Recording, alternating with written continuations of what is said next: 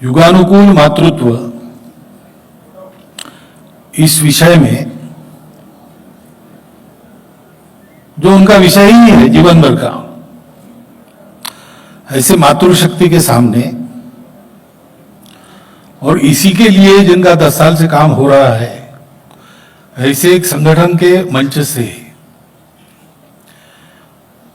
मुझे चर्चा करनी है इस विषय की, जिसका इस बारे में कोई विशेष ज्ञान नहीं है। पुस्तक का ज्ञान होता है क्या? प्रत्यक्ष करने वाले अनुभवी ऐसे लोगों के सामने विषय रखना, यह आपको कुछ बताने के लिए है कि मेरी परीक्षा के लिए है, मेरे समझ में नहीं आ रहा। दूसरी ये बात है कि ये विषय सनातन है ना, यानी सृष्टि निर्माण से मातृत्व चल रहा है। मातृत्व ये प्रकृति की प्रवृत्ति है। सृष्टि निर्माण हो गई, बढ़ते गई, वो बिना मातृत्व के बढ़ ही नहीं सकती थी। जन्मदाता कोई तो है, और इसलिए सनातन काल से ये चल रहा है। युगों का अनुभव है माताओं के पास, और इसलिए उनको ज्यादा बताने की आवश्यकता ही नहीं है। इसकी चर्चा की आवश्यकता भी नहीं पड़नी चाहिए। समय बदल गया है, परिस्थिति बदल गई है, लेकिन समय तो हमेशा बदलता आया है, परिस्थिति हमेशा बदलती आई है। और अपनी शाश्वत बातों को कायम रख के उसके अनुसार अपने आप को ढालकर मातृत्व अपनी सब संतानों का पोषण, गुणवर्धन सब कुछ कर रहा है। तो इस चर्चा का प्रयोजन क्या है? चर्चा का प्रयोजन इसलिए शायद होगा कि सब लोगों के मन में प्रश्न है और इस विषय के बारे में चिंता भी है। ऐसा ये हमने पहली बार देखा। सामान्यतः एक समय देश में 5 पीढ़ियां रही थी, तो पहली 3 पीढ़ियों के सामने तो ये प्रश्न है ही कि हमने कभी ऐसा देखा नहीं, अब आगे क्या होगा।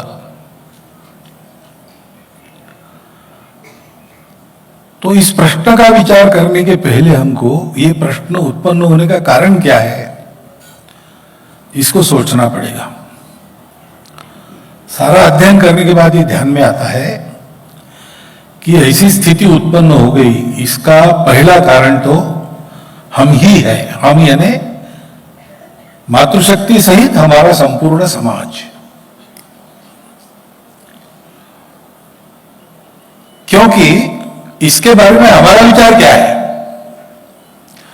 हम भी दुनिया में एक देश है, एक राष्ट्र है, सदियों से हम सब लोग यहां रहते आए हैं, और हमारी भी सबसे प्राचीन देश हमारा है, तो सबसे प्राचीन परंपरा मातृत्व की वो हमारी ही है। लेकिन वो क्या है, इसको हम लगभग पूर्णतः भूल गए।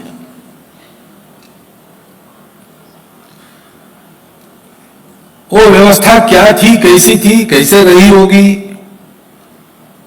लेकिन उस व्यवस्था को भूलने के बाद, उसके इंगित को, उसके संदेश को भूलने के बाद हमारी जो अधोगति हुई और उसका लाभ लेकर परकीय लोगों ने अपने देश को लूटा खसोटा, उसके कारण जो परिस्थिति उत्पन्न हुई, और आखिरी जो आक्रामक आया ब्रिटिश, उसने जो हमारे दिमाग में इस आत्मविस्मृति को कायम करने की व्यवस्था कर दी। इतना ही नहीं, तो जो तुम्हारा प्राचीन रहा वो सब बेकार है, ये भावना भरी।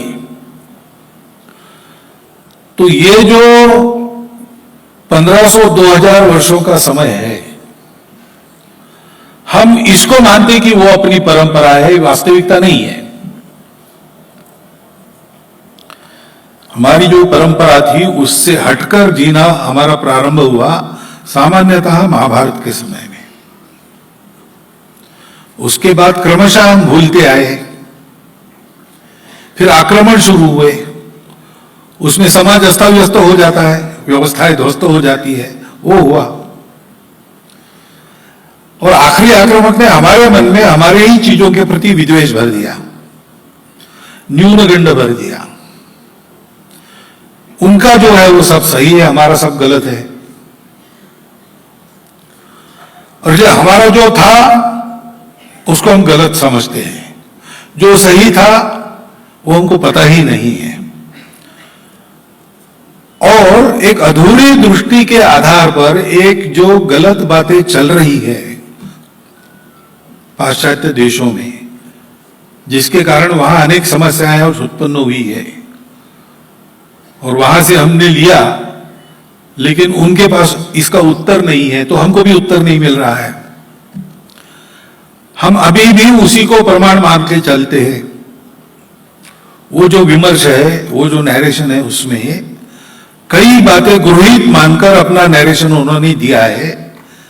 कई बातें ऐसी है कि हमारे यहां वो बात थी ही नहीं, जैसी स्थिति वो कल्पना करते हैं वैसा है ही नहीं।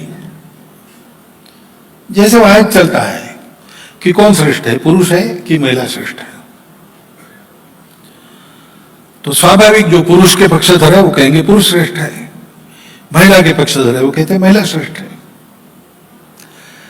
अब ये एक बार है श्रेष्ठ कनिष्ठ का विवाद, ये मान लिया तो फिर सारे प्रश्न आते हैं कि अगर महिला श्रेष्ठ है तो परिवार में गुलाम बनकर क्यों रहे, गुलामी में फंसाने वाला विवाह बंधन क्यों स्वीकार करें। महिला तो सब कुछ कर सकती है। अभी महिला तो सब कुछ कर सकती है, ये भ्रम है, ऐसा नहीं है। पुरुष सब कुछ कर सकता है, ये भी भ्रम है। कहीं कुछ होना है तो महिला पुरुष का साथ रहना आवश्यक रहता है, ये वस्तुस्थिति है। लेकिन डिस्कोर्स ऐसा है, उसको हमने आंखों पर पट्टी बांधकर स्वीकार किया है। तो अधूरी दृष्टि लेकर विचार करेंगे, उसके आधार पर अधूरी व्यवस्थाओं को अपनाने का प्रयास करेंगे, तो जो प्रश्न उत्पन्न होंगे वो हो रहे हैं और उसको उत्तर नहीं है। इसलिए हमारे यहां ये प्रश्न उत्पन्न हुए, और उसके चलते जो ये बातें शुरू हो गई उसमें ये एक बात हो गई। अब ये स्वतंत्रता ऐसा कहते हैं, है ना, स्त्री मुक्ति, तो दास्य मुक्ति है, पुरुषों के दास्य से, समाज की व्यवस्थाओं के दास्य से मुक्ति करनी है। शब्द तो बहुत अच्छे हैं, अगर दास्य है तो मुक्ति होनी ही चाहिए। परंतु क्या कोई व्यक्ति, पुरुष हो या महिला, वो बंधन मुक्त है क्या वास्तव में? व्यवस्था की बात नहीं कर रहा हूं, उसको अभी इतना सामर्थ्य है, वो मनमानी कर सकता है, फिर भी वो मुक्त है क्या?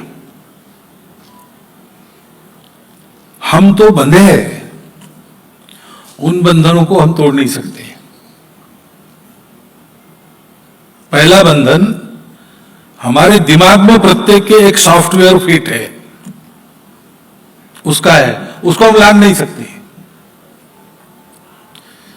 आप ये हॉल देख रहे हो, सब देख रहे, तो एक रंग बिरंगा दिखता है सब, तो हम कहते हैं कि यहां सातों रंग देखने को मिलते हैं। लेकिन कोई मुर्गी आएगी, वो कहेगी 7 रंग कहां होते, 3 ही होते रंग, क्योंकि उसका दिमाग उसको 3 ही रंग दिखाता है। तो उसका जो दुनिया के प्रति दर्शन है वो कहेगी 3 रंग की दुनिया। कुत्ता है तो कहेगा ब्लैक एंड व्हाइट 2 ही रंग है। अब कुत्ते को हम समझाएंगे 7 रंग है, वो कहेगा बेकार की बात है, मेरा अनुभव है 2 ही रंग है। हम कहेंगे तुम्हारा क्या अनुभव है? हमारा अनुभव है 7 रंग है। लेकिन हमारा अनुभव कहां है? हमको बांध दिया है अंदर। फिर हर मुक्ति एक नए बंधन का स्वीकार है।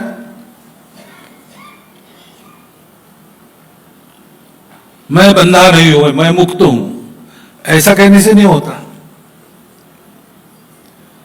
जिनको हम बंधनकारी पाश मानते हैं वो वास्तव में मुक्ति का बंधन है। तो स्त्री मुक्ति आंदोलन शुरू हुआ, बढ़ा, देखते देखते स्वीकार हुआ। जैन जी अच्छी रहती है, वो अनुकरणशील रहती है, इमोशनल रहती है, बहुत ठंडे दिमाग से विचार नहीं करती है, और जो उनके संपर्क में है वो अगर दिखने में प्रामाणिक हो तो उनको अपील करता है। तो हो गया एक दौर। उसके बाद उनकी जो प्रवर्तक थी उनके ध्यान में आया कि हमने तो एक गलत रास्ते पर कदम बढ़ाए और दो पीढ़ी को बर्बाद कर दिया अपने देश की।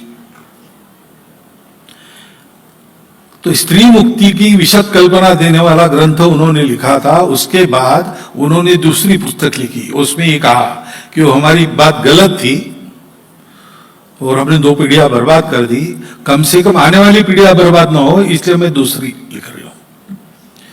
ऐसे 5 दौरों में फिर से वो वापस आ गई कि परिवार ये महिला की आवश्यकता है, मातृत्व ये महिला की आवश्यकता है।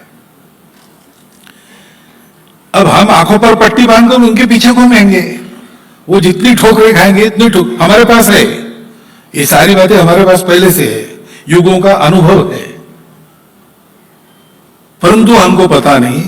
हम अपना होने के कारण उसको गया बीता मानते हैं, और वो बड़ा प्रोग्रेसिव वर्ल्ड है, वहां से ये अंधों के पीछे हम भी अंधे होकर चल रहे हैं। इसके कारण इसकी चर्चा करनी पड़ती है। लेकिन थोड़ा आप सब लोग थोड़ा अपने अंदर झांककर अपना विचार करेंगे तो मेरे बिना बताए भी आपको सत्य ध्यान में आ जाएगा, और अभी जो प्रश्न आपको लगते हैं उन सब के उत्तर आपको मिल जाएंगे। क्योंकि सारी परिस्थिति के पीछे दृष्टि का अधूरापन है, और हमारे पास एक संपूर्ण समग्र दृष्टि है। क्योंकि सृष्टि का, जीवन का जो सत्य है वो परंपरा से हमारे पूर्वजों ने अपने पास लिया, दुनिया को दिया समय समय पर। वो विरासत हमारे पास आज भी है। वो विरासत कहती है कि सब कुछ एक ही है, महिला और पुरुष, प्राणी और मनुष्य, चेतन और जड़, ये सब भ्रम है, इसमें से जाना पड़ता है। ये माया है, लेकिन इससे छूट नहीं सकते। इसको अपनी तपस्या से इसकी कृपा प्राप्त करेंगे, वो प्रकृति वो अनुमति देगी, तभी सत्य तक पहुंचेंगे। लेकिन इसमें से जाते समय ये ध्यान में रखना चाहिए कि ये माया है। वास्तविकता क्या है? वास्तविकता है अस्तित्व की एकता। अब साइंस भी, विज्ञान भी इसके पास आया है। Everything has started with A pre existing universal consciousness. That consciousness is not local, it is universal, and so everything is one and everything is connected. ये विज्ञान कहता है, ये हमारी दृष्टि है। इसके आधार पर हम जब विचार करते हैं महिला पुरुषों का, तो हमारे ये ध्यान में आता है कि अल्टीमेट एब्सोल्यूट रियलिटी के स्तर पर ये फर्क ही नहीं है महिला पुरुष, सब आत्मा है या शून्य है। अलग अलग नाम है अलग अलग दर्शनों में, लेकिन सभी भारतीय दर्शन ये मानते हैं कि वहां भेद नहीं है। मन बुद्धि सबकी अलग अलग होती है, लेकिन पूर्ण अलग नहीं होती। भावना के रूप में, प्रवृत्तियों के रूप में, क्षमताओं के रूप में जो बातें हैं वो सब में है, वो पुरुषों में भी है, वो महिलाओं में भी है, उसमें कोई फर्क नहीं है। ऊपर से जो देह का आवरण मिलता है वो अलग है, प्रकृति ने उसको अलग रखा है। प्रोक्रिएशन का फंक्शन प्रकृति को करना है। प्रकृति की इच्छा मरने की नहीं होती, अमर होने की रहती है। अमर होने के दो ही रास्ते हैं, या तो आप कुछ करके जिंदा रहो, नहीं तो अपना वंश उत्पन्न करो, उसमें आप जियोगे मरने के बाद भी। ये बायोलॉजी है, सब जीवों के लिए ही है। और इसलिए पुरुष और महिला इनके देह अलग रखे हैं। तो देह के स्तर पर आवश्यकताएं अलग अलग है, उपयोग अलग अलग है, ये सब है। लेकिन मन बुद्धि के स्तर पर तो सब एक ही है। इसलिए जो पुरुष कर सकते हैं वो सब महिलाएं कर सकती है। लेकिन महिलाओं को एक विशेष वरदान है जो पुरुषों को नहीं है। गीता में विभूति योग है। भगवान ने अपनी विभूतियों का वर्णन किया है। तो मैं मासों में मार्गशीर्ष मास हूं, मैं प्रकाश देने वाली वस्तुओं में सूर्य हूं, मैं शस्त्र धारण करने वालों में राम हूं, मैं वृष्टिवंशीय लोगों में कृष्ण हूं। तो जितनी पुरुषवाचक विभूतियां हैं ना, वो सब एक व्यक्ति में एक गुण का उत्कर्ष इस रूप में है। लेकिन महिलाओं में एक महिला को उल्लेख नहीं है, संपूर्ण नारी जाति का उल्लेख है। कीर्ति श्री वाक्च नारीणाम स्मृतिर मेधा धृति क्षमा। ये गुण जो है, कीर्ति श्री वाक स्मृति मेधा धृति क्षमा, ये इन गुणों का उत्कर्ष पूरी नारी जाति में पाया जाता है।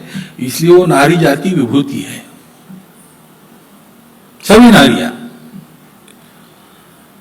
और इसलिए अपने यहां पर विशेषकर संत महात्मा जब आते हैं, छोटी बच्ची से भी बात करते हैं, तो जब तक नाम लेकर पुकारने का परिचय नहीं होता तब तक उसको मां कहते हैं, जगत जननी के अर्थ में।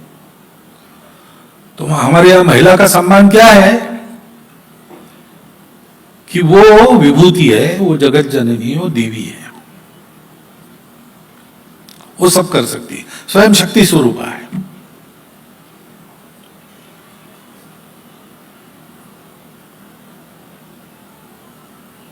इसलिए मोक्ष पुरुषार्थ जो है, मोक्ष प्राप्त करना, उसमें सब स्वतंत्र है।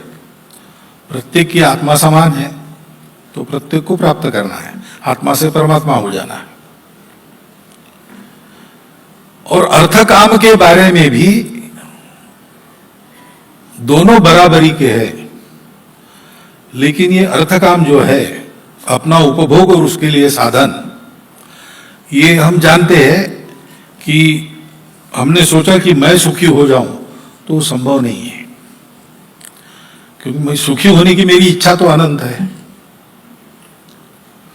जब कुछ नहीं था तब पैदल चलता था, तो बाजार पास में तो अच्छा लगता था। फिर साइकिल आ गई तो उसी बाजार में पैदल चलना मुश्किल हो गया। स्कूटर आ गई, कार आ गई, अब और अधिक अधिक अधिक चाहिए। जो नहीं है वो चाहिए, जो है उसका महत्व नहीं। ये मनुष्य का गुण है या दुर्गुण है, जो भी कहो आप। मनुष्य की इच्छाएं अनंत है। पृथ्वी के साधन, सृष्टि के साधन मर्यादित है। इसलिए महात्मा जी कहते थे, The earth has sufficient for everyone's need, but earth cannot satisfy even a one man's greed. और इसलिए सबको मिलना चाहिए, सबको साथ चलना चाहिए, सबकी उन्नति होनी चाहिए, क्योंकि सब एक ही है। सब एक ही, दिखते अलग अलग है, विश्वास अलग है, श्रद्धा अलग है, पूजा अलग है, भाषा अलग है, बुद्धि अलग अलग प्रकार की है, आर्थिक स्तर अलग है, सब अलग है, लेकिन सब एक है। और इसलिए सबको मिलना चाहिए, सर्वेपि सुखिनः सन्तु होना चाहिए। तो अर्थ काम का एक अनुशासन है जिसको कहते हैं धर्म। वो मुख्य पुरुषार्थ माना जाता है, विशेषकर गृहस्थों के लिए। वो धर्म अगर करना है तो एक नहीं चलता, केवल पुरुष पूजा नहीं कर सकता, उसके साथ उसकी गृहिणी होनी चाहिए। केवल महिला पूजा नहीं कर सकती, उसके साथ उसका पति होना चाहिए, क्योंकि ये धर्म है, ये धर्म अनुशासन है, जिससे अर्थ काम के लिए स्वाभाविक प्रयास करते ही है सब जीव। सबको जीना है, पेट भरना है, पेट भरने के साधन चाहिए, सिखाना नहीं पड़ता, वो सब करते हैं। तो उसमें एक अनुशासन रहे, संयम रहे, एक दूसरे के लिए त्याग रहे। बिना त्याग के धर्म नहीं होता है। शिवी राणा, हमको एक कथा थी शिवी राजा की, एक बाज पीछे लगा इसलिए कबूतर भाग के उसके दरबार में आकर उसने शरण मांगी, तो शिवी राजा ने उसको छिपा लिया, पीछे से बाज आया और उसने कहा कि वो कबूतर कहाँ है, मुझे खाना है उसको। तो शिवी राजा ने कहा कि खाने नहीं दूंगा, मेरी प्रजा है, मेरी शरण में आई है, रक्षण करना मेरा कर्तव्य है, तुमको भूखा वापस जाना पड़ेगा, मेरा धर्म मैं कर रहा हूं। तो बाज कहता है कि तुम मेरे को धर्म की बात बता रहे हो, लेकिन मुझे प्रकृति ने धर्म दिया है मांस खाने का, मैं तुम्हारे जैसा घास फूस खा के जिंदा नहीं रह सकता, वो मेरा भक्षा है, प्रकृति ने नियत किया है। तो मेरे धर्म की हानि करके तुम अपना धर्म कैसा बढ़ाओगे? धर्म तो सबके लिए एक होता है, समान होता है, और धर्म सबको आनंद देता है, धर्म में दुख कभी नहीं होता है। अब आज की आधुनिक विचारधारा में ये प्रकरण अगर सुप्रीम कोर्ट में जाता किसी भी देश के, तो क्या हाल है? तीन ही रास्ते हैं, या तो कबूतर को मरने दो, या तो बाज को भूखा रखो, या राजा कहे कि हमारी ज्यूरिसडिक्शन की बात नहीं है, आप बाहर निपटाओ। लेकिन धर्म ऐसे नहीं करता। शिवी राजा ने कहा कि तुमको कबूतर ही खाना चाहिए, ऐसा प्रकृति ने नहीं कहा, मांस खाना चाहिए ये कहा है। तो ठीक है, कबूतर बचना चाहिए, प्राण रक्षा उसका धर्म है, उसको बचाना मेरा धर्म है, उसको खाना तुम्हारा धर्म है। तो ऐसा करो, मैं अपने बाहर से कबूतर के वजन का मांस काट के तुमको देता हूं, तुम उसको खा के जिंदा रहो, तुम्हारा भी धर्म रहा, मेरा भी रहा। धर्म मनुष्यों के त्याग के द्वारा संपन्न होता है। ये मनुष्य की जिम्मेदारी है, क्योंकि ये बाकी जीवों को नहीं है। आहार निद्रा भय मैथुन च सामान्य तत् पशुभिर्न नराणाम्। मनुष्यों में और पशुओं में ये चार बातें समान है। बायोलॉजिकली हम भी एक एनिमल है, परंतु धर्मो ही तेषाम् अधिको विशेषः। मनुष्य में ये धर्म होता है, मनुष्य सबसे सक्षम प्राणी बुद्धि से है, और बुद्धि से साधन उत्पन्न करके अब साधनों से भी सक्षम, सब पर राज करता है, इसलिए उसकी जिम्मेवारी है सृष्टि चले, सृष्टि की धारणा हो, ये करना। और इसलिए धर्म ये उसकी विशेषता है। धर्मो विना पशुभिः समान, धर्म के बिना वो पशु है। तो ये धर्म से सिद्ध होना चाहिए, इसलिए समाज है। बाकी जगह सोसाइटी की उत्पत्ति क्या बताते हैं? लोग एकत्र आए, सुरक्षा के लिए एकत्र आए, एक समान स्वार्थ था उसके लिए एकत्र आए, एकत्र आने का कृत्रिम आधार ले लिया, वगैरह वगैरह। हमारे यहाँ ऐसा नहीं है। हमारे यहाँ सारी दुनिया को ये धर्म देने के लिए हम लोग जो भारत के अंदर रहते थे, उनको ऋषि मुनियों ने तपस्या करके समाज बनाया। हमारी उत्पत्ति इसलिए है विशेषकर, सभी मनुष्यों का धर्म है, लेकिन मनुष्यों को धर्म का स्मरण है, इसका दायित्व भारतवर्ष के मनुष्यों का है। भद्रम इच्छन्तु स्वर्गविदः तपो दीक्षाम् उपसे दुर्ग्रे ततो राष्ट्रम बलम ओजस्य जातम्।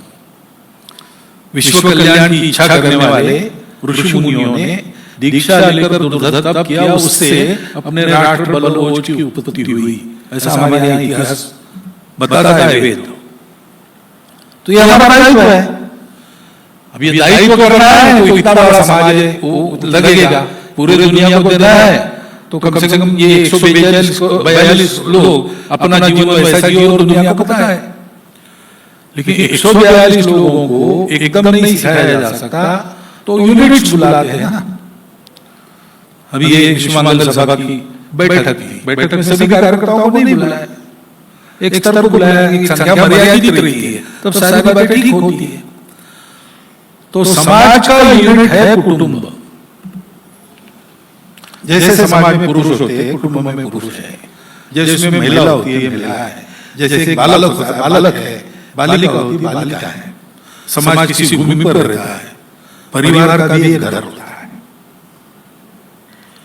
इस घर में पलने बढ़ने वाले बालकों को सामाजिक व्यवहार योग्य बनाना, धार्मिक चरित्र वाले बनाना, ताकि अपने अस्तित्व की रक्षा करते हुए वो विश्व के अस्तित्व में उसको आगे ले जाने वाला, उन्नत करने वाला योगदान करे। ये कुटुंब का फंक्शन है। कुटुंब यानी महिला और पुरुष के एकत्र रहकर जो संतानें होंगी उनकी सुविधा, उनकी प्रगति, इसकी सुविधा नहीं है। वो होता है, अपना करना ही पड़ता है, परंतु ये सब करने का उद्देश्य क्या है? समाज की धारणा हो जिससे धर्म बढ़े, सारी दुनिया ठीक चले। ये काम कुटुंब का है। और कुटुंब तब तैयार होते हैं जब विवाह होता है। तो अधूरी दृष्टि के आधार पर देखेंगे और सोचेंगे तो लगेगा ये तो गुलामी है। ये क्या है? घर छोड़ के लड़की विवाह के बाद चली जाती है उसके साथ, तो दोनों मिलकर अलग घर करो। फिर वो देखती है कि वो पुरुष ठीक नहीं, क्योंकि हम भूल गए हैं ना, तो जो मैंने कहा कि 2000 वर्षों में जो हमारा व्यवहार हुआ इस तत्व के अनुसार नहीं है, तो बच्चे भी भूल किया है। तो फिर वो डरती है कि ये कैसे करना, इसके बजाय ना किए तो क्या होगा। अब ये स्वतंत्रता तो अपनी परंपरा में पहले से है। विवाह करना व्यक्ति के लिए आवश्यक नहीं माना गया है,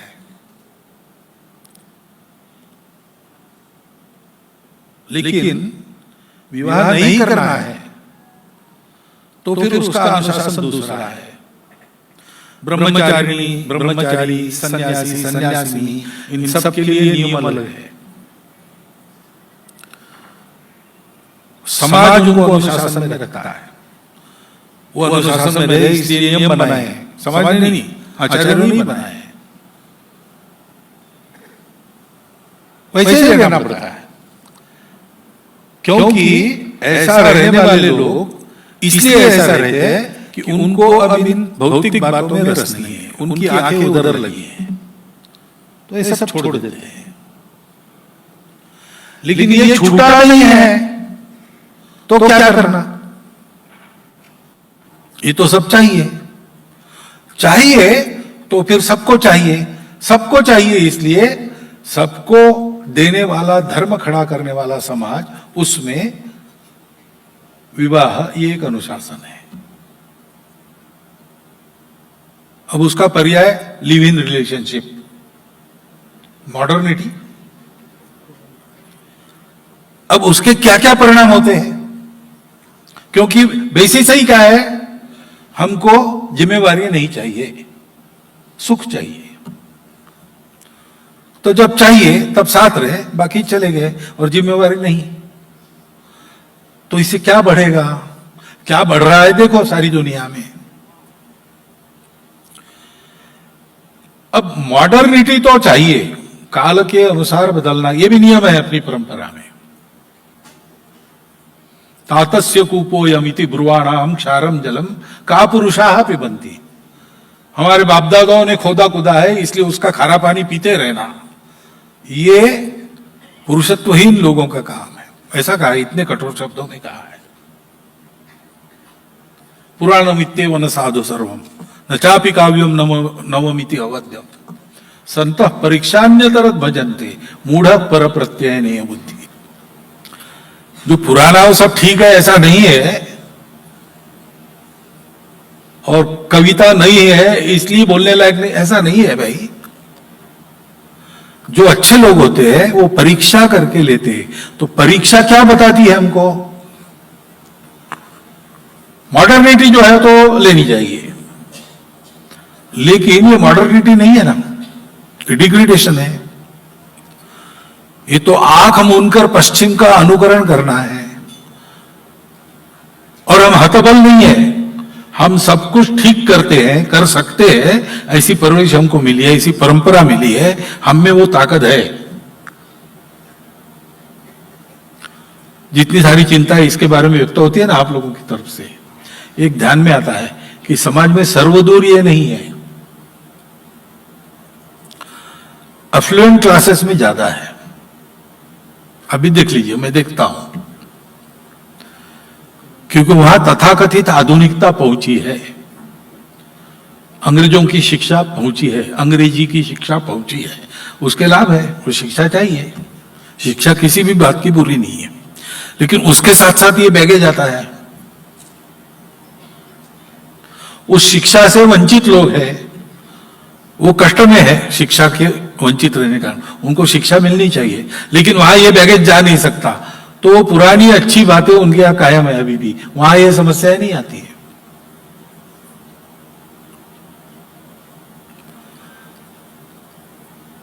बहुत सी बाकी बातों का खूब ढिंढोरा पीटते हैं, एलजीबीटी ये वो ऐसा वैसा सब चलता है। अब है समाज में, सर्व समाज में ये प्रवृत्तियां रहती है, कुछ तो प्रकृति नहीं दी हुई प्रकार है, हम कुछ नहीं कर सकते, वो भी कुछ नहीं कर सकते, उनको ऐसा पैदा किया है। लेकिन कुछ एक्वायर्ड है बाद में मानसिकता के कारण, कुछ शरीर के खिंचाव के कारण बनी हुई बातें हैं, है तो सारी दुनिया में, तो हमारे यहां नहीं थी ऐसा तो हम नहीं कह सकते, हमें मनुष्य हमारे यहां भी थी, लेकिन हमारे यहां उनकी चुपचाप व्यवस्था की गई। हमारे यहां कहा गया कि ये है और कुछ क्यूरेबल है, वो क्योर होगा, जो नहीं है वो भी मनुष्य है, उनको भी जीने का अधिकार है, उनको समाज से अलग थलग नहीं करते, समाज जीवन के एक विराट व्यापार में उनके लिए भी एक व्यवस्था है, उनको हीन भाव से मत देखो।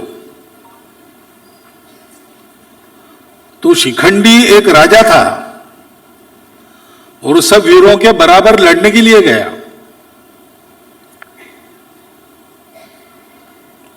तो हमारे यहां इसकी एक व्यवस्था थी। आज फिर से हम देखते हैं, उनके देवी देवता है, उनके देवस्थान है, उनके महामंडलेश्वर भी है, कुंभ में आते हैं। तो ऐसी बातों का फालतू ही गाजा वाजा न करते हुए, हो हल्ला न करते हुए, चुपचाप, क्योंकि समाज की दृष्टि उनके प्रति सहानुभूति की बनी रहे, अपने ही समाज के अंग है, ये बात बनी रहे, इसलिए चुपचाप उनकी एक ठीक प्रकार से व्यवस्था, ऐसा हमने किया है। लेकिन नए इसमें प्रश्न तो खड़े हो रहे, प्रश्न आएंगे, उत्तर नहीं है।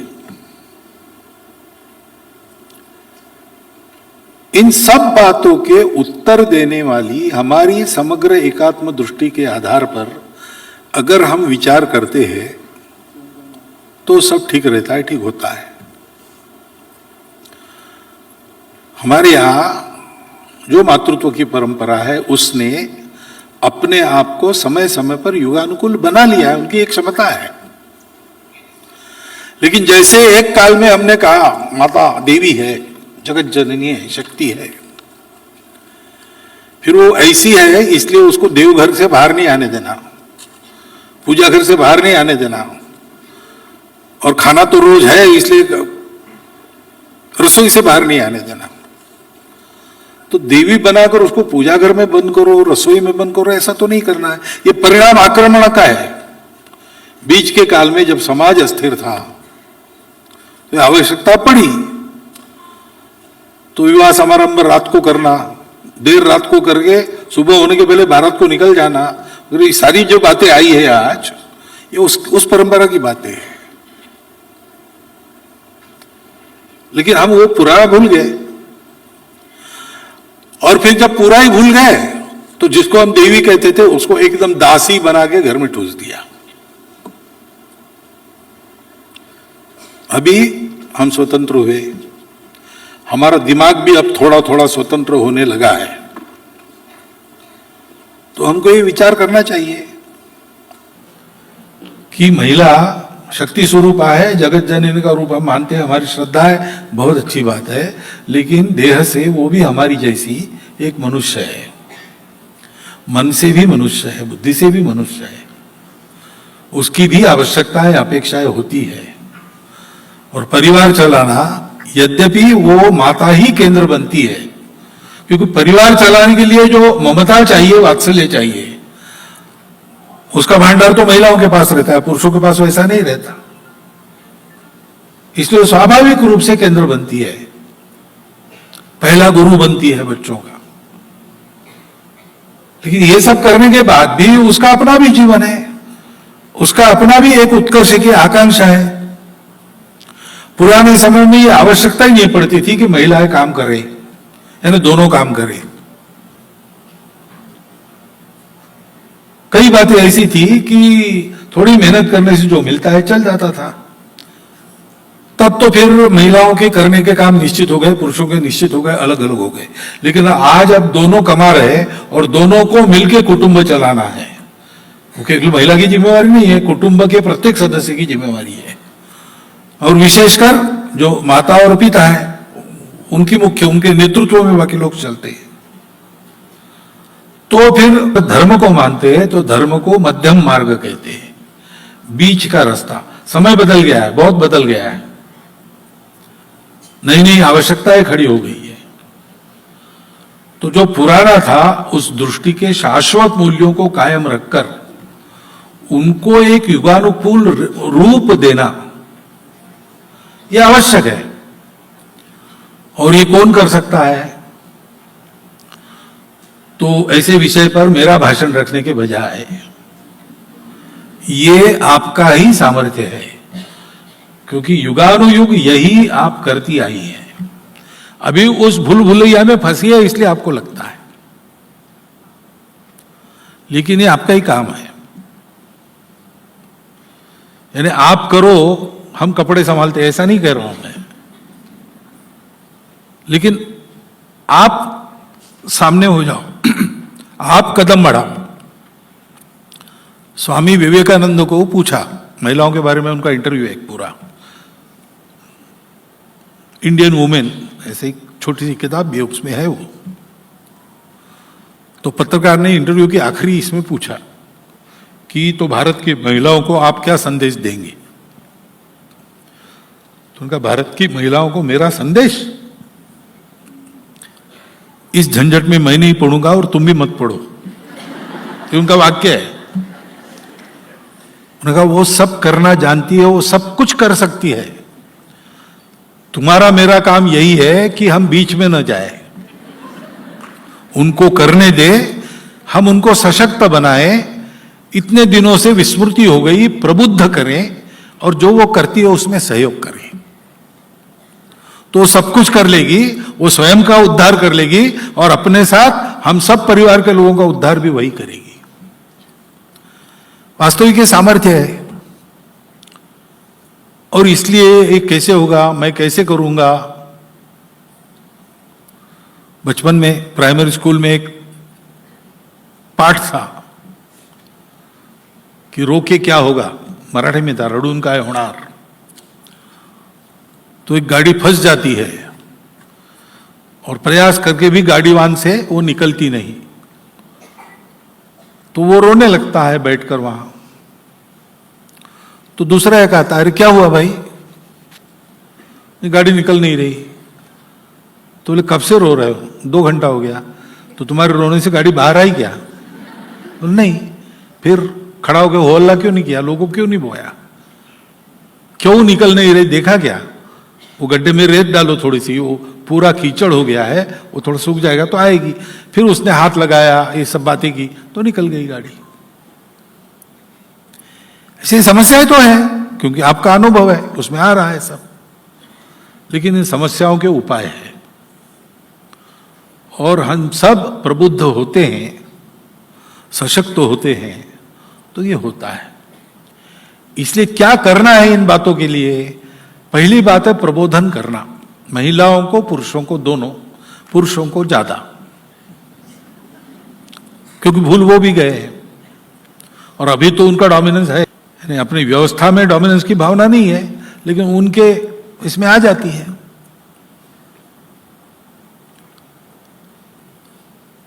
महिला बताया ना, थोड़ा सा अर्थ में गड़बड़ हो गई।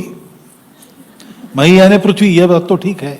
पृथ्वी का गुण क्या है? वो धारणा करती है, वो सहनशील है और वो सबको पोषण देती है।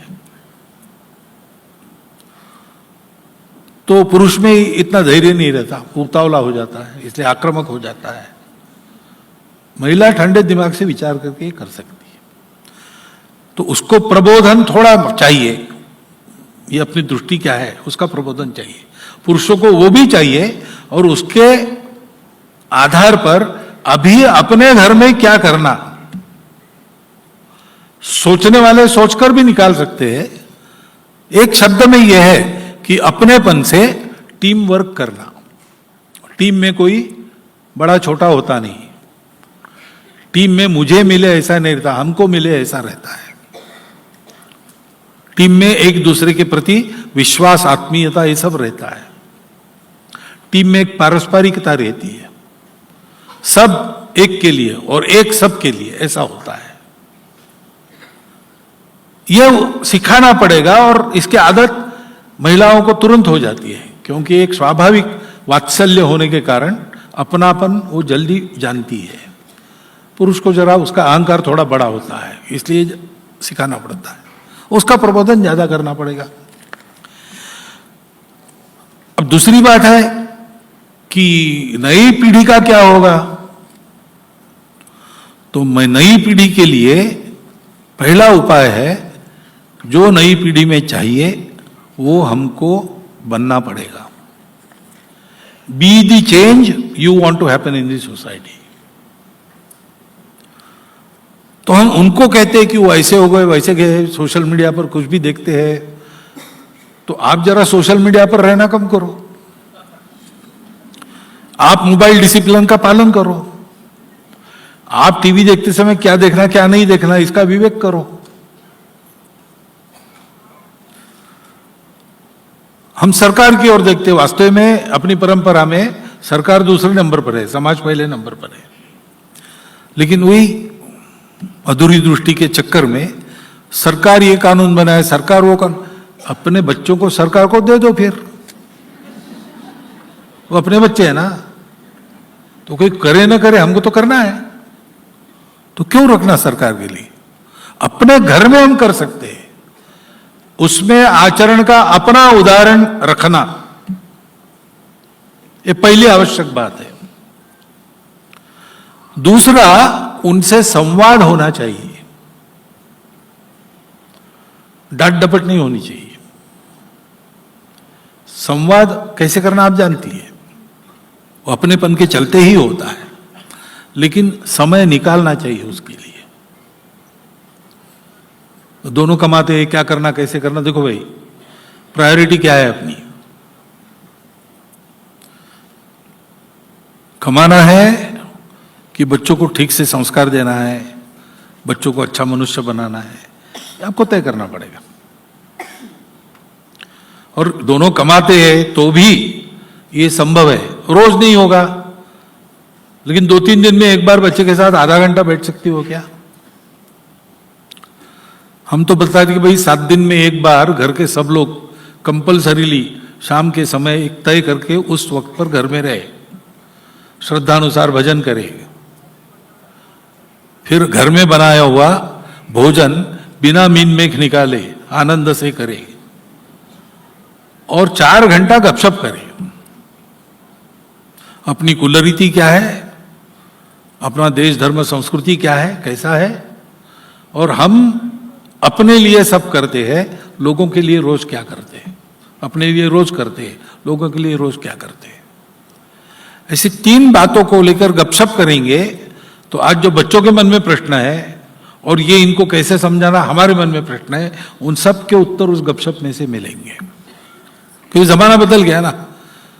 हम जब छोटे थे तो माताजी हो या पिताजी हो, थोड़ी आंखें उन्होंने बड़ी कर दी कि हम एकदम डिसिप्लिन्ड हो जाते थे, और जो उन्होंने कहा है वो प्रमाण है, वो करना ही है। You are not to make reply, you are not to you are not to reason why, you are not to make reply, you are but to do and die. ऐसी डिसिप्लिन अपने आप ही परंपरा में आती। आज पीढ़ी ऐसी नहीं है ना, वो 10 प्रश्न पूछेगी। वो अभी पालकों को, अभिभावकों को बड़ा मानने से ज्यादा बराबर का मानती है, मित्र मानती है। जैसे 5 साल तक बच्चा यही करता है, पुरानी पीढ़ी में भी यही होता था, लेकिन वो 5 साल का भाव आगे भी कंटिन्यूड रहता है। और उस समय भी टीनेज में आने के बाद जो कहेंगे बड़े लोग, उससे उल्टा करने की बगावती प्रवृत्ति सबकी रहती थी, आज भी है। ये सब ध्यान में रखकर अगर संवाद रहा तो समझा बुझा के बच्चों को ठीक वर्तन में रख सकते हैं। अभी वो कारण पूछते हैं, उनको लॉजिक चाहिए, और जो लॉजिक आप दे रहे हैं वैसा उदाहरण चाहिए। ये मैंने क्यों करना, ये हम करते नहीं, इसलिए बच्चे आपको उत्तर देते ना, it is not my problem, ऐसा वो कहते। लेकिन परिवार में कोई भी प्रॉब्लम है, वो it is never my problem और your problem, it is our problem. ये उसको समझदारी देनी पड़ती है, उसके लिए संवाद आवश्यक है। वो संवाद बंद हो गया है क्योंकि हम बच्चों को कहते हैं, लेकिन हम भी मोबाइल से ही जुड़ गए हैं बहुत ज्यादा। यहां इतना कि दूध पीता बच्चा रोने लगता है तो उसको चुप करने के लिए माता उसको मोबाइल दे देती है हाथ में, बचपन से ही दीक्षा मिल जाती है उसको। अब इसी बातों का विचार करना पड़ेगा ना अपने को। अपने यहां पर अपनी परंपरा के संस्कार कैसे होंगे, भाई घर में पालन करो। यहां विश्व मांगल्य सभा में और 6 भकारों का उल्लेख होता है, भाषा, भूषा, भजन, भवन, भ्रमण, भोजन। हमारे कुटुंब प्रबोधन गतिविधि में भी आचरण के मुद्दे में ये 6 बातें आती हैं। अब अपने घर की चौखट के अंदर भाषा अपनी हो, भूषा अपनी हो, विशेषकर मंगल कार्यों में, पर्वों पर अपने वेश में रहना चाहिए, अपना वेश पहनना आना चाहिए, अपना भजन हो। नहीं तो कब जोर जबरदस्ती, लालच वगैरह दिखाकर बदलने वाले लोग अपने घर में घुस जाएंगे, पता नहीं। शेषाद्री जी घर में गए तो उन्होंने देखा कि छोटी बच्ची केजी में पढ़ने वाली ईसा मसीह का चित्र है। तो उन्होंने पूछा इनको, ये कौन है? तो बोले Isa Masih, it is my God. तो अच्छा, तो दादी के कमरे कृष्ण का चित्र था, तो वो कौन है? It is my grandmother's god. तो दादी का भगवान अलग हो गया और बच्चों का भगवान अलग हो गया, कैसे चलेगा भाई? भाषा, भूषा, भजन, भवन, भ्रमण, भोजन अपने घर के चौखट के अंदर अपना चाहिए, क्योंकि ये जो अपनी खुदी है, अपनी आइडेंटिटी है, उसका दुनिया में महत्व है। वो जिसके पास है, छोटी हो या बड़ी हो, उसकी प्रतिष्ठा है। और जिसके पास अपनी आइडेंटिटी नहीं है, उसके पास कुछ नहीं। और ये आइडेंटिटी कभी इंडिविजुअल नहीं होती। मेरा कितना भी नाम हो गया तो भी यूके में जाऊंगा, यूएसए में जाऊंगा तो मिस्टर मोहन भागवत कोई नहीं जानेगा, एन इंडियन ऐसा सब लोग कहेंगे। वो मेरी आइडेंटिटी है वहां पे। आपका भी अपना अनुभव है ना। आप यहां तेलंगाना में है तो तेलुगु और नॉन तेलुगु ऐसा करेंगे। महाराष्ट्र में जाएंगे तो हैदराबाद के रहने वाले दोनों एक हो जाएंगे, और वहां महाराष्ट्र के रहने वालों से करनी है तो झगड़ा झंझट होगी। लेकिन जब विदेश में जाओगे तो हम सब भारत के लोग हो जाएंगे, क्योंकि वहां हमारी पूरी दुनिया में हमारी पहचान यही है। तो कौन सा भारतीयपन अपने में है? इसका महत्व है। और बच्चे शायद आज घर में समझेंगे नहीं समझेंगे, जब विदेश में जाते तो उनके ध्यान में आता है और फिर वो पूछने लगते हैं। तो हमारे पास ज्ञान चाहिए उनके प्रश्नों का उत्तर देने का। इसलिए माता पिता की तैयारी इस दृष्टि से अच्छी हो। माता पिता ने बच्चों को डील करने की शैली आज की नई पीढ़ी को देखते हुए, आज के युग को देखते हुए एक हमारी ठीक हो, मंगल संवाद चले कुटुंब में और पुरुषों का प्रबोधन हो। ये समाज के स्तर पर होने से इन सारी समस्याओं का उत्तर मिलेगा। मातृत्व बदलता नहीं, मातृत्व शाश्वत है। मातृत्व का स्वरूप बदलता है। युगानुकूल मातृत्व यानी आज के युग के अनुसार एक काल सुसंगत रूप लेकर खड़ा हुआ, उन्हीं शाश्वत मूल्यों पर पक्का ऐसा मातृत्व। क्योंकि मूल्य मातृत्व के सारी दुनिया में समान ही है। बच्चों की परवरिश अपेक्षाओं से नहीं होती है, उनके भविष्य की चिंता करते हुए होती है। उसके जो अपनापन चाहिए उस अपनापन के आधार पर होती है। तो बच्चा अपराध भी करता है, सुनता नहीं है, मस्ती करता है, ये सब होने के बाद भी उसको एक कॉन्फिडेंस है, सब करने के बाद भी मुझे जब ठोकर लगेगी तो मेरे घर में मेरी मां है। पिताजी शायद छड़ी मारेंगे, दो चार तमाचे लगा देंगे, डांट देंगे, लेकिन सब होने के बाद भी चुपचाप मां के गोद में जाके बैठा तो वहां मुझे सांत्वना मिलेगी। फेल हो गया तो ठीक है, लेकिन सारांश में मुझे ये बताने वाली कि success is not final, success is not final, failure is not fatal, the courage to continue is all that matters. ये बताने वाली कौन है? ये माता है। ये सारी बातें आनी चाहिए, और ये आनी चाहिए तो लाएगा कौन? ये लाने के लिए परिवार की टीम को तैयार करेगा कौन? वो माता ही करेगी। एक क्षमता माता की ही है। इन उपायों का हल ढूंढने का कौशल माता के ही पास है। पुरुषों का काम है उसको इसके लिए प्रोत्साहित करना, प्रबुद्ध करना, सक्षम करना और अवसर देना। ये कल्पना मन से निकाल देना कि भाई बच्चों का संगोपन उनका काम है और उनका संरक्षण और कमाई ये हमारा काम है। ऐसा हार्ड एंड फास्ट डिवीजन आज नहीं है। और आज की पीढ़ी को तैयार करना है तो चारों ओर से फील्डिंग चाहिए, तो पिता को भी माता को भी उसमें हाथ बटाना पड़ेगा। एक टीम वर्क के नाते अगर कुटुंब का काम चला तो ये संभव है। वो टीम वर्क का वातावरण भी निर्माण करना ये माताओं के बस की बात है। बस अब माता कहने की शर्म नहीं आनी चाहिए, इतना देखना। जब हम एड्रेस करते हैं कभी कभी भाषण में माता भगिनी, तो एक वर्ग ऐसा रहता है जो गुस्सा हो जाता है, हमको माता क्यों कहा, हमको भगिनी क्यों कहा। अरे मातृत्व ये समान है भाई। मातृत्व यानी अपने भक्त तैयार होते हैं, लेकिन मातृत्व यानी पुरुषों की गुलामी। मातृत्व यानी सदा कुटुंब में दास्य, सूर्य प्रकाश को नहीं देखना वगैरह वगैरह। अब ये अगर समाज में है तो उसको बदलना भी पड़ेगा, लेकिन ये बदलने के लिए भी पुरुष और महिला दोनों के प्रयास आवश्यक है। और ये समझने की आवश्यकता है कि ये हमारी परंपरा के कारण नहीं है, हमारी परंपरा को भूलने के कारण ये सब हुआ है। और उसके जगह काल सुसंगत उन्हीं मूल्यों के आधार पर मातृत्व को स्थापन करना पड़ेगा। उसका रिप्लेसमेंट विदेश की अधूरी दृष्टि से चल रही गलत बातों को अपने यहां लाना ये नहीं है।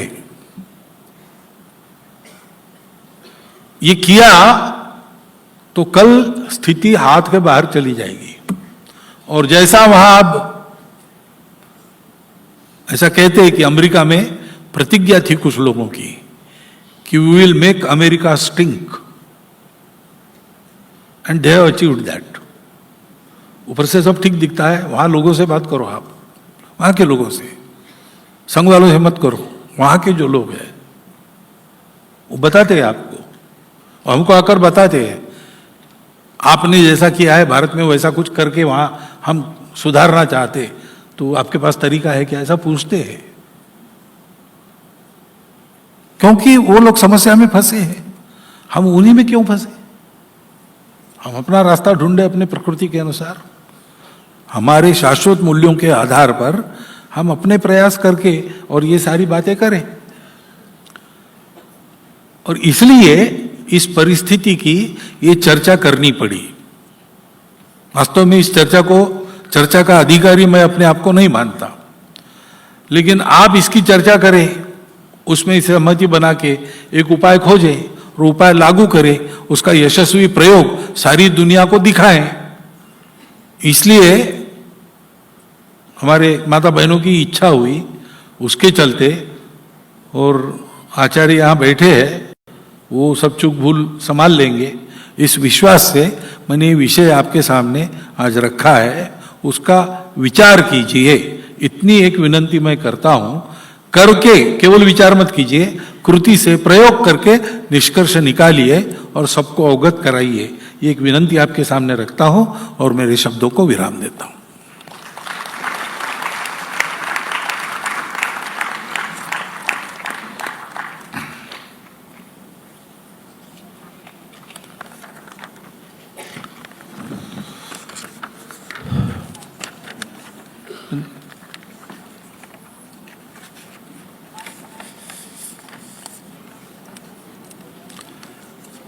इधर वाला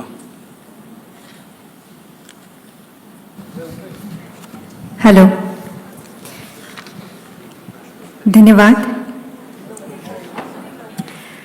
विश्वमंगल सभा द्वारा युगानुकूल मातृत्व इस विषय पर चर्चा हुई थी, तो कुछ मातृशक्ति ने हमारे समक्ष कुछ प्रश्न उपस्थित किए थे।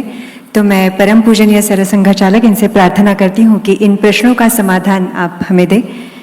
पहला प्रश्न था एस प्रशांति जी से आया हुआ, how the concept of motherhood changed in today's society compared to the past? Concept has never changed and will never change. For the world, the concept of motherhood is the same. You can read literature, you can read poems. You find that there is one note about motherhood. So, loving care, in short, there is much to be explained. Within these two words, we cannot confine the concept of motherhood. But whatever it is constant. The expression has changed and that has to change.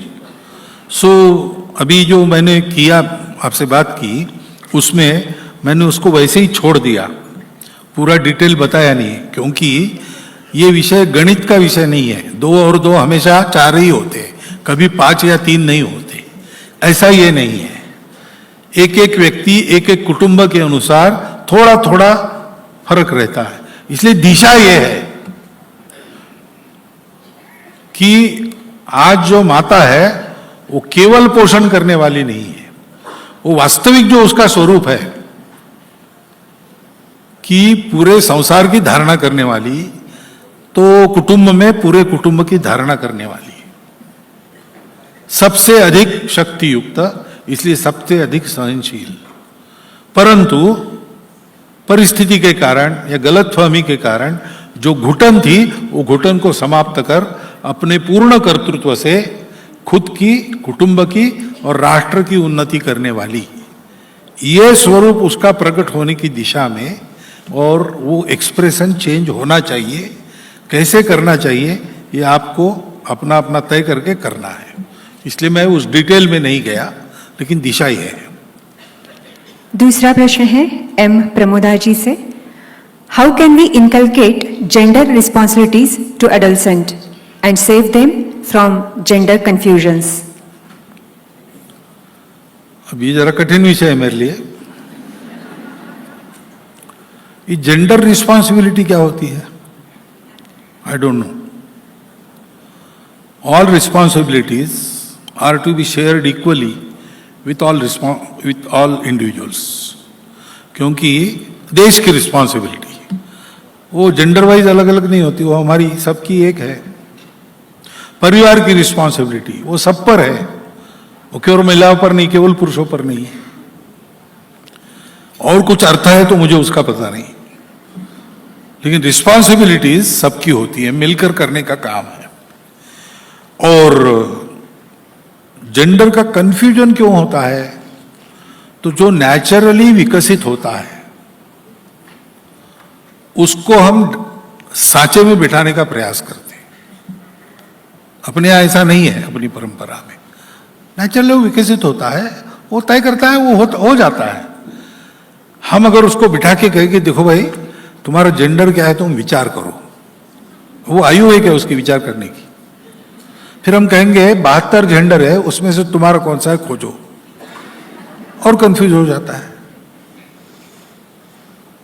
तो उसको develop होने दो, वो अपने आप उसको ध्यान में आएगा, वो एक्सप्रेस भी करेगा, सामान्य प्रभाव में मिल जाता है. अथवा कुछ विशेषता ऐसी है तो उसको कैसे अकोमोडेट करना, उसकी मेथोडोलॉजी भी है, उसका उपयोग करना. कंफ्यूजन नहीं रहने देना.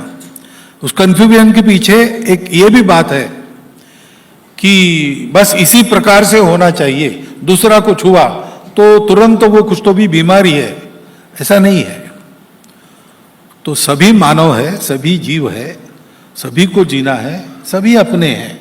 इस दृष्टि से अगर इस बात का विचार करते हैं और प्रवाह में सीधे सीधे ठीक हो जाता है, ऐसा होने देंगे तो फिर ये कोई बड़ी बात नहीं है. जेंडर कंफ्यूजन हो ऐसी स्थिति बहुत लोगों की नहीं है, बहुत एक मिनिस्कल माइनॉरिटी है. वो नहीं, छुपा रखते हैं, बताते नहीं. ऐसा कहने के बाद भी जो नंबर निकलेगा वो नंबर बहुत ज्यादा नहीं है.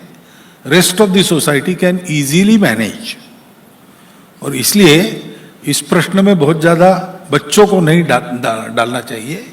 उनका नेचुरल डेवलपमेंट हो रहा है और उनका जो भी एक्सप्रेशन है उसको एकोमोडेशन मिल रहा है. इतना देखने का अपना काम हमने करना चाहिए. तीसरा प्रश्न है डॉक्टर स्फूर्ति चित्ता जी से. We rightly focus on empowering our girls, but how should mothers raise young boys today so that they become emotionally secure, compassionate, respectful men who could follow the beautiful and rich Indian family values and encourage the woman in his life to love forward in this era along with him. तो इसका उत्तर तो मैंने भाषण में दे दिया है ना. तो whatever you want your child's to be, you have to set your own example. उसका अनुकरण वो करेगा.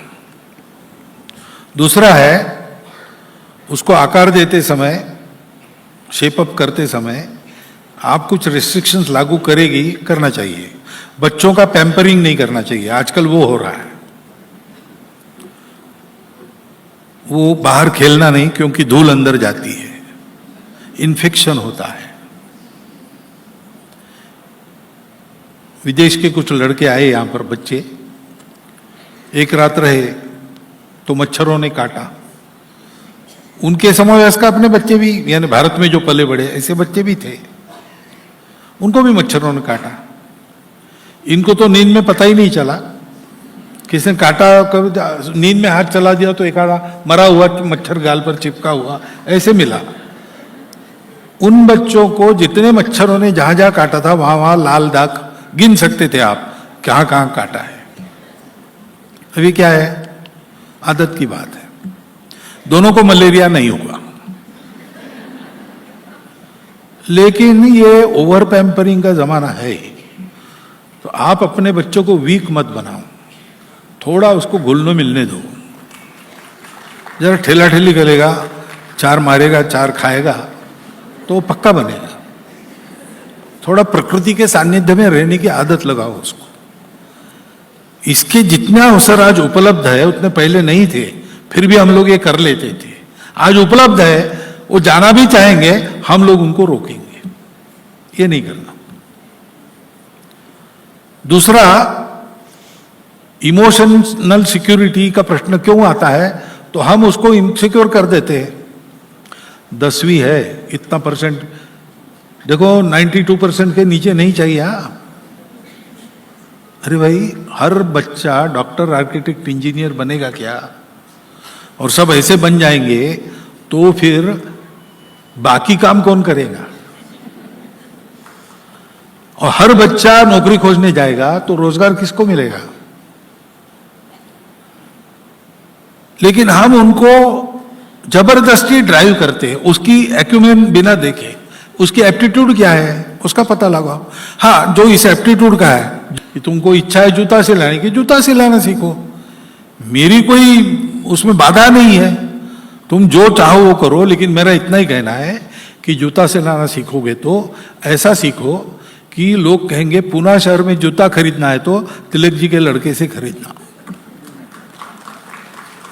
आप उसको क्या करना है वो मत बताओ, जो करेगा एक्सलेंट करो भाई, और नहीं कर सके तो कोई बात नहीं। Excellence is an achievement by steps. All of a sudden चले गए ऊपर, ऐसे बहुत कम लोग होते हैं। अधिकांश उसमें वो गर्मी के दिनों में गोल घूमता है ना चक्कर, तो एक ऐसा सूखा पत्ता भी उसमें मिल गया तो आकाश तक उठ जाता है। अधिकतम ऐसे होते हैं। कुछ की होती है प्रतिभा, वो जाते हैं टिकते भी है, लेकिन अधिकतम गिर जाते हैं आंधी के साथ। तो उसको कोई बात नहीं, not failure but low aim is crime. करने दो उसको जो करना है, उसको मदद करो अच्छा होने में। एक घर में गया तो बच्चे थे, 10वीं की 8वीं की आयु, 2 बच्चे थे। किस स्कूल में जाते हो? तो उनका स्कूल में नहीं जाते, हम घर में सीखते हैं। तो मैंने पूछा, उन्होंने कहा हम इनकी इच्छा के अनुसार इनको सिखा रहे हैं। तो बड़ा बेटा है, वो पहले उसने फिजिक्स की पुस्तकें लाई, फिर 15 दिन के बाद उसको लगा ये अपने बस की बात नहीं, तो उसने कहा मैं म्यूजिक सीखता हूँ। ऐसे कहते कहते अब स्पोर्ट्स का अभ्यास कर रहा है, वो हम उसको करने देंगे। जो उसको करना है उसमें एक्सलेंट बनो, उसमें तुम्हारा जो कुछ बनाना है करियर वगैरह बनाओ, हम तुम्हारे साथ हैं। ये भी एक शिक्षा का प्रकार है और मुझे लगता है ये ज्यादा इफेक्टिव है। तो थोड़ा उनको स्कोप दो, उनको मदद करो, उनको अनुभव लेने दो, और ठोकर लगी तो रोने के लिए आपके पास आएंगे, अवेलेबल रहो। ये सब करते हैं तो इमोशनल सिक्योरिटी आती है। ये सब अपने हाथ में है। इसके अभाव जो उत्पन्न हुए वो हमारी नीति के कारण ही उत्पन्न हुए, और इसलिए इस प्रकार से उनको सिखाना चाहिए। और क्या है?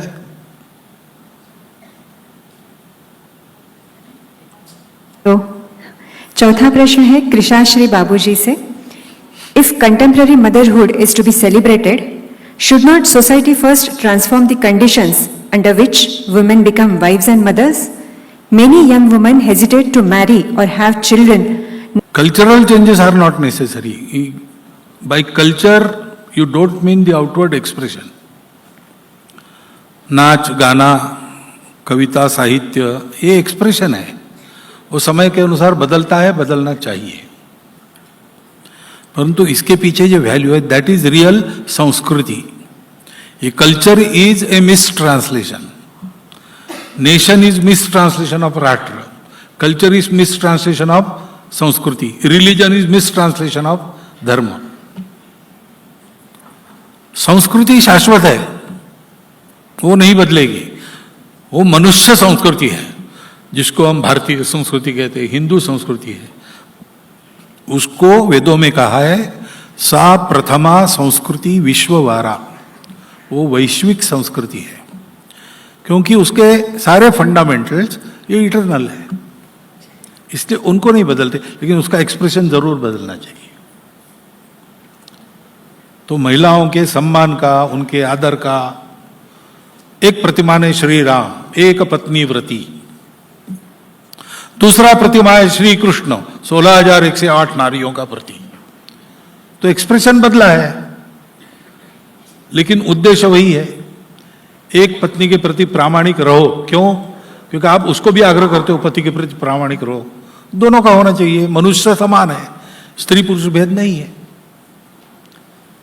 और कृष्ण ने 16,108 विवाह क्यों की? इसी के लिए किए कि उनके भविष्य पर प्रश्न चिन्ह लगा था नरकासुर की जेल में रहने के कारण। अभी समाज में इनको स्थापित करना है तो कौन करेगा? तो ये सब मेरी पत्नियां हैं, विवाह कर दिया तो उनको एक स्टेटस प्राप्त हुआ। तो महिलाओं की सुरक्षा, महिलाओं का पोषण, महिलाओं का सम्मान, यही मूल्य है। एक्सप्रेशन समय के अनुसार बदले, ऐसा होना चाहिए, ऐसा होना ही चाहिए। और ये मैंने भाषण में कहा है, इसलिए प्रश्न पहले ही खारिज हो गया था। अगला प्रश्न है, क्या महिला को अपनी प्रतिष्ठा और सुरक्षा के लिए फाइनेंशियल इंडिपेंडेंस जरूरी है? इंडिपेंडेंस नहीं, फाइनेंशियल प्रोविजन जरूरी है। और अगर महिला को कोई साथी नहीं है, किसी कारण बिछुड़ गया, तो फिर इंडिपेंडेंस भी जरूरी हो जाता है। अपने यहां पर महिलाओं को विवाह के समय स्त्री धन देते थे, दोनों तरफ से मिलता था, और उस पर केवल और केवल उसका ही अधिकार होता था। उसी के लिए वो प्रोविजन है, in case some calamity happens, she should not be stranded in the stream of life. She should be protected. She should be able to do something. ये उद्देश्य था। तो ये प्रोविजन तो होनी ही चाहिए। उसका उपयोग करने की बारी किसी पर न आए, ऐसी सदिच्छा के साथ भी ये कहना पड़ता है कि आ ही गई तो इंडिपेंडेंस भी आवश्यक है। और उस प्रोविजन का क्या करना, ये उसी का अधिकार है, उसी को उसका इंडिपेंडेंस है। उसका अकाउंट दूसरा कोई चलाए, ये ठीक नहीं। अगला प्रश्न है सी सरिता जी से, how can a mother evolve in her life in this current century on the basis of dharma, moral values and traditions? Without dharma and moral values, there is no evolution of man or woman. तो भाई evolution यानी क्या है? अच्छा होना ना। पैसा ज्यादा मिलना ये अलग बात है। पैसा ज्यादा मिलने से आदमी अच्छा नहीं होता, आदमी को साधन प्राप्त होते हैं। वो नहीं चाहिए ऐसा नहीं, वो भी चाहिए, लेकिन इवोल्यूशन मनुष्य को मनुष्य बनना चाहिए, इसमें है। नहीं तो बायोलॉजिकली मनुष्य पशु है, पशु बदल नहीं सकता अपने आप को, वो मनुष्य नहीं हो सकता, देव भगवान नहीं हो सकता। वो जितना पशु है उतना ही रहता है, उससे ज्यादा नहीं रहता है। लेकिन मनुष्य विचारवान होने के कारण नर करनी करे तो नर का नारायण बन जाए, ऐसा भी हो सकता है। और नर करनी करे उल्टी तो नर पशु बन जाए, ये भी हो सकता है। इसलिए इवोल्यूशन उसको मानते हैं जिससे नर नारायण होता है। तो ये तो धर्म और मॉरल वैल्यूज के कारण ही होता है। तो ये प्रश्न ऐसा नहीं होना चाहिए कि how can a mother evolve in life in this current century on the basis of dharma and moral. वास्तव में ये स्टेटमेंट होना चाहिए कि anyone who wants to evolve can evolve only on the basis of dharma and moral values. सब समाजों के अपनी अपनी मॉरल वैल्यूज है। ये जड़वाद और इंडिविजुअलिज्म, इसके कारण सब डिस्ट्रॉय हो रहे हैं, लेकिन सबकी अपनी अपनी मॉरल वैल्यूज है। और इवोल्यूशन तभी होता है जब उन पर वो खड़े होते हैं।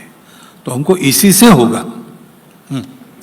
एम मुनि समता जी पूछती है, somehow I feel like as there is no respect for a housewife role in the society, and moreover in family itself women are working, independent, earning, which is a nice change, but in that race women are struggling with the guilt of, are we missing a valuable phase of motherhood? Being tired, stressed out, are we really giving enough time to our kids and self-care? Women are totally becoming exhausted. In household chores, in-laws and husband are still expecting major role from women. Out of all these struggles, women and eventually kids and family again are struggling. So if this is the reality, we have to change it. This is not required, this is not expected. This is inimical to what we want. So together we have to strive. by educating people, by putting our own examples, and always pioneers, they have to suffer. So, with that capacity to suffer, we have to change the situation. It is not your or mine situation, it is situation of the society. So, society must change.